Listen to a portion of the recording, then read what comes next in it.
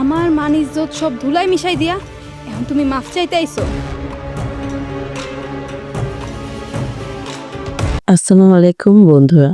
তো eagle Islamic নাটক বিধবার লড়াই নাটকটি কত তারিখে আসতে চলেছে এবং বিধবার লড়াই নাটকের 5 নম্বর পর্বে কি কি ঘটতে চলেছে? পারভেজ কি ফিরে এসে পারুলকে বিয়ে করবে নাকি চিরতরে পারুলকে বাসা থেকে চলে যাবে? কি ঘটতে চলেছে এবং কি করলে আপনারা 5 নম্বর পর্বটি সবার আগে দেখতে পারবেন? আজকের এই ভিডিওতে এটাই জানতে পারবেন, তাই আজকের ভিডিওটি স্কিপ না করে সম্পূর্ণ দেখতে থাকুন। আজকের ভিডিওটি স্কিপ করলে আপনারা নাটকটি সম্পর্কে পুরোপুরি আপডেট নাও জানতে পারে। তো আসুন প্রথমেই বলা যাক নাটকের পরবর্তী পর্ব কত তারিখে আসতে পারে।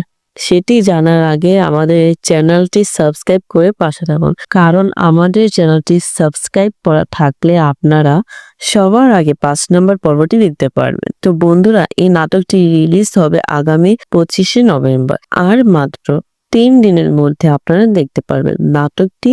আপনাদের কেমন লাগছে? নাটকটি কন্টিনিউ করব নাকি কমেন্টে জানাবেন। নাটকটির পরবর্তী পর্বে কিন্তু পারুল পাত্র খুঁজতেছে নিজের জন্য।